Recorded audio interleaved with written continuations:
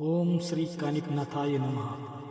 नमस्कार मित्रांनो, आज आपण ऐकून घेणार आहोत नवनाथ संप्रदायातील एक महान योगी, तपस्वी आणि सिद्ध पुरुष श्री कानिपनाथ महाराज यांची दिव्य जीवन गाथा. ही गाथा केवळ कथा नाही, तर श्रद्धा, भक्ती, त्याग आणि चमत्कारांनी भरलेली एक आध्यात्मिक यात्रा आहे. आजही लाखो भक्त महाराष्ट्रातील नगर जिल्ह्यातील मढी या पवित्र भूमीवर येऊन कानिपनाथ महाराज की जय असा जयघोष करतात. तर चला मित्रांनो, मन शांत ठेवा, डोळे मिटा आणि संतांच्या या पावन गाथेत रमून जाऊया. भारताच्या आध्यात्मिक परंपरेत नवनाथ संप्रदायाला अनन्यसाधारण महत्त्व आहे. नवनाथ म्हणजे मत्स्येंद्रनाथ, गोरक्षनाथ, जालिंदरनाथ, चरपटनाथ, नागनाथ, भूर्तहरिनाथ, रेवणनाथ, गोरखनाथ आणि कानिपनाथ महाराज. हे सर्व नाथ म्हणजे योग सिद्धी प्राप्त केलेले, समाजाला मार्गदर्शन करणारे महान संत. कानिपनाथ महाराज हे या परंपरेतील अतिशय रहस्यमय, तपस्वी आणि करुणामय संत मानले जातात. त्यांचे कार्य फक्त अध्यात्मापुरते मर्यादित नव्हते, तर त्यांनी सामान्य माणसाला जगण्याचा मार्ग दाखवला. कानिपनाथ महाराजांची जन्मकथा अत्यंत अद्भुत आहे. पुराण कथेनुसार एक दिव्य आत्मा हिमालयात एका हत्तीच्या कानातून प्रकट झाला.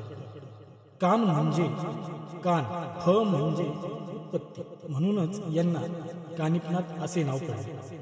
लहानपणापासूनच त्यांच्यात सामान्य मुलांपेक्षा वेगळी तेजस्वी ऊर्जा होती.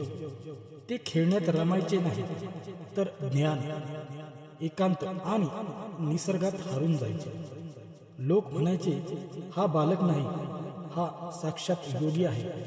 कानिपनाथ महाराजांनी आपले संपूर्ण आयुष्य योग साधना आणि आत्मज्ञानासाठी समर्पित केले. त्यांनी कठोर तपस्या केली, मौन व्रत पाळले, ध्यान धारणा केली, देहभान विसरून ईश्वर भक्ती केली. त्यांचा संदेश साधा होता: देह नश्वर आहे, आत्मा अमर आहे. अहंकार सोडला की ईश्वर भेटतो. ते कोठेही जात लोकांना धर्म, सत्य आणि संयमाचा मार्ग शिकतो.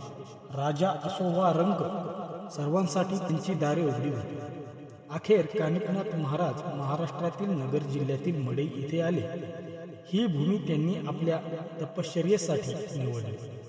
येथेच त्यांनी भक्तांना दर्शन दिले, लोकांचे दुःख दूर केले आणि शेवटी संजीवनी समाधी घेतली. आजही मढी हे नवनाथ संप्रदायांचे एक मोठे शक्तिस्थान मानले जाते.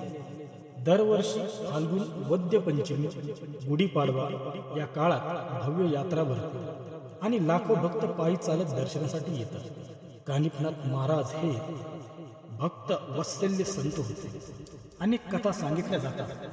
अपत्य प्राप्ती, आजारातून मुक्ती, संकटातून सुटका, मनोकामना पूर्ण होणे. एक कथा सांगितली जाते. एक भक्त संकटात अडकला होता. त्याने फक्त मनातल्या मनात महाराजांना हाक मारली आणि दुसऱ्या क्षणी त्याच्या जीवनात चमत्कार घडला. भक्त म्हणतात, मढीला मनापासून नवस केला आणि महाराजांनी निराश केले नाही.